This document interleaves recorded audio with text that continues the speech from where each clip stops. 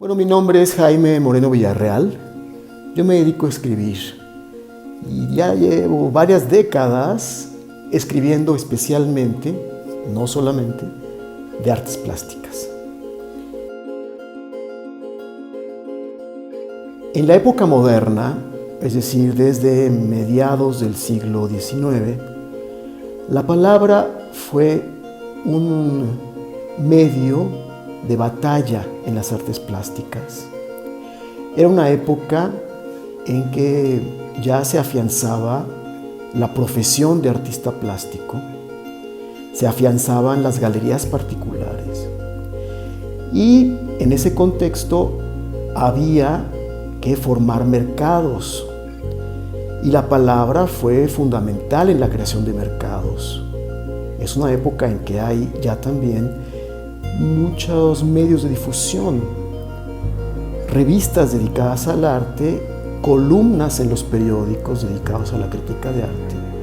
Y entonces las querellas por la legitimidad de una corriente o de otra se manifestaban a través de estos medios. De ese modo llegamos al siglo XX con una muy fuerte carga de verbalidad en relación con las artes plásticas.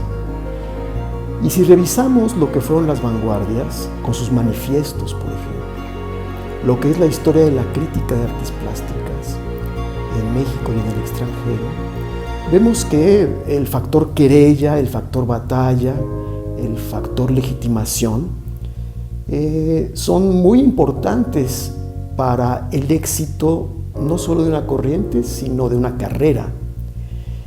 Y el arte contemporáneo ya a fines del siglo pasado, en su oposición al arte moderno, fue básicamente que echó mano de la verbalidad. Entonces, en ese sentido, la palabra es muy importante.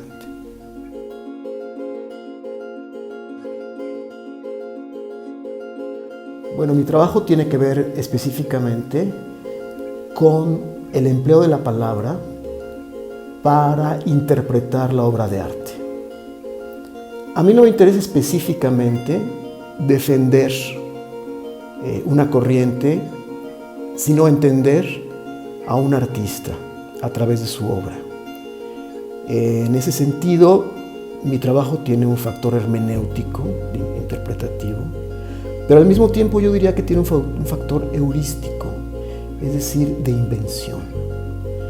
Yo me propongo ante la obra inventar qué es lo que está ocurriendo en ella y es una especie de juego entre subjetividades. Una subjetividad que yo llamaría hasta cierto punto virtual, que es la que podría haber yo reflejado, proyectada en la obra de arte, y mi propia subjetividad, que se trate de acercar a ella. ¿Por qué digo que es un tanto virtual? Porque uno puede suponer, por ejemplo, que un artista ha hecho un trabajo emocional, como se dice, emocional. Y yo puedo más o menos captar esa realidad, pero seguramente lo que vibra en mí no es la misma emoción que tuvo el artista, por más que yo localice o entienda que es una obra que tiene esa vibración. Entonces yo le llamaría eso, en un sentido muy conservador, una virtualidad. Y mi subjetividad juega con esa virtualidad.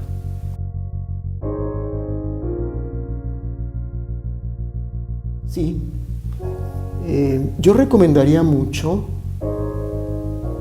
primero, acercarse a la teoría que no es necesariamente una teoría dedicada al arte. Yo creo que la teoría propiamente filosófica es extremadamente útil en la etapa formativa, porque nos da a estudiantes y profesores una visión mucho más amplia de lo que es el propio campo. La filosofía es un campo conceptual donde confluyen muchas realidades materiales, e ideológicas. Entonces, nos permite entender el arte en un contexto social, en un contexto temporal, en un contexto geográfico, y de una batalla de ideas que no solo corresponden al arte, pero que se presentifican, para hacer una palabrita filosófica, en el arte. Bueno, yo llegué muy tardíamente a las artes plásticas. Mi pasión no era seguramente la pintura. Visitaba exposiciones que no entendía, me aburría. Visité grandes museos de los que quería salir a los 5 o 10 minutos. Y fue precisamente por mi trabajo el más modesto que puede tener alguien que sale de la carrera de letras, como es mi caso, que era corrector de estilo.